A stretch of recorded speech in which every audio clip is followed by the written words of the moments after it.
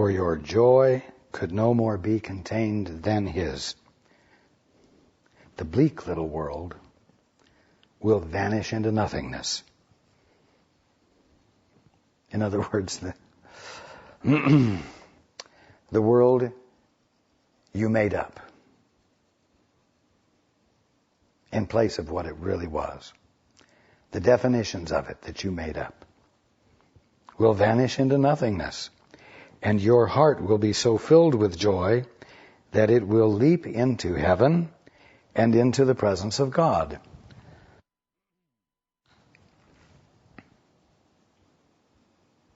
In other words, you will spontaneously embrace all without requiring any of it to be the end result of some decision or definition you have privately made. You will let yourself and everything else be the presence of God.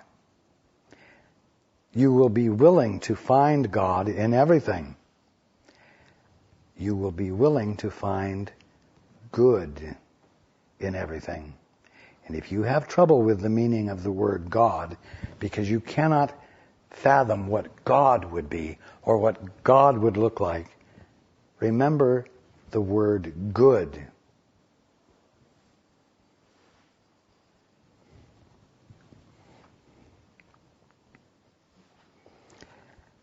Your heart will be so filled with joy that it will leap into heaven and into the presence of good. And it will not harbor a right to define anything as bad and then cope with it.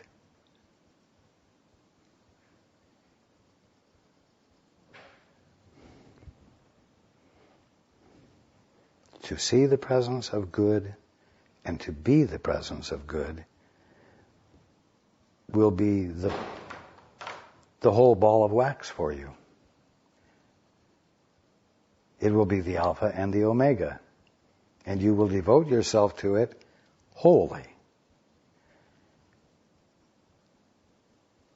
Because that's where the suffering ends. And that's where the joy is felt.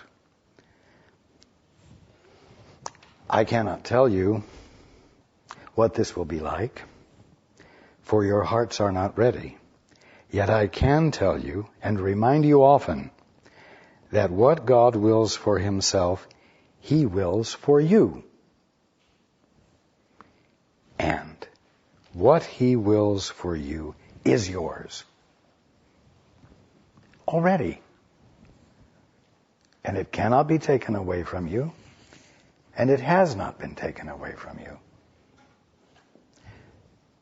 You ignore it by giving preference to your lesser definitions, your more limited definitions and concepts. And your attempt to have conditioned responses that clearly identify you as you and not anyone else. Behaviors that are peculiarly different from the behaviors that are peculiarly embodied in your brother. You see.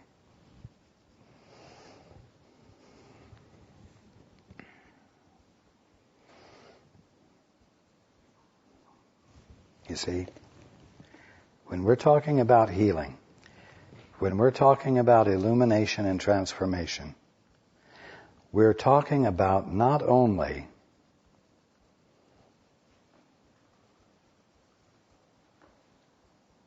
having your mind transformed by virtue of sudden shifts of perception, but we're also talking about you're letting your behavior arise from a new place. Your behavior not arising from your conditioned responses,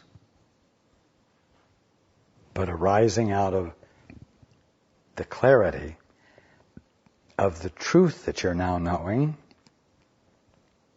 because you cared enough to inquire about what the truth is of a thing, and you're willing to have innocent, intimate moments with it, with a thing,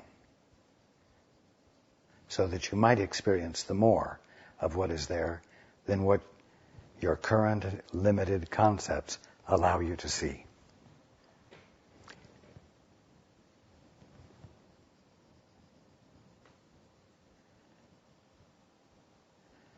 You know, it's very easy when you move along in your life and you have a major aha, an epiphany, and nothing is the same after that. And you say to yourself, wow, I must have really been doing something right to have arrived at that experience of an epiphany. Therefore, there's nothing about the way I have been being prior to it that I need to call into question. No.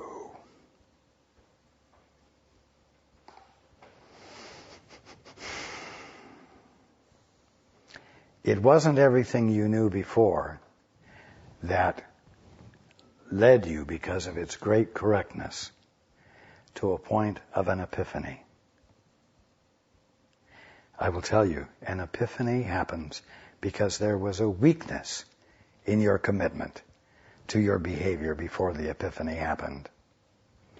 Or you arrived at a point where the way things were, because of the way you were behaving and thinking, got absolutely untenable for you.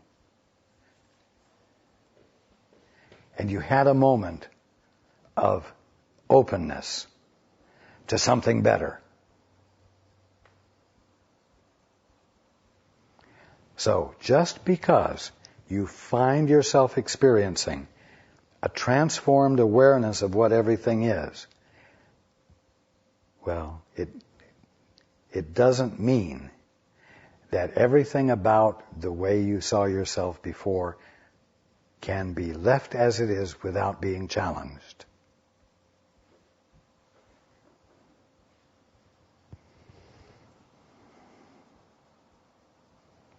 You must be alert. You must care enough to watch for the spontaneous habit to reestablish old conditioned thinking. You don't want to reestablish old conditioned thinking. You want to establish your capacity to stand innocently in the moment you're in, innocently paying attention to what is going on around you, so that you may see it as you have never seen it before. Why? So that you can behave in a way you've never behaved before.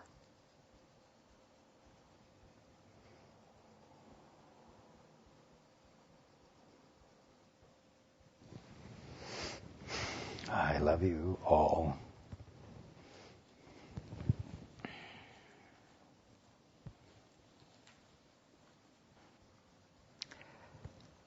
And I love your willingness, even if you think you're not doing too well.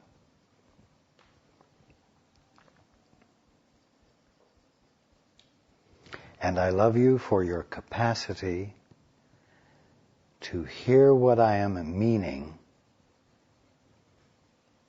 which you are, even though your rational mind says, I can't quite wrap my mind around it.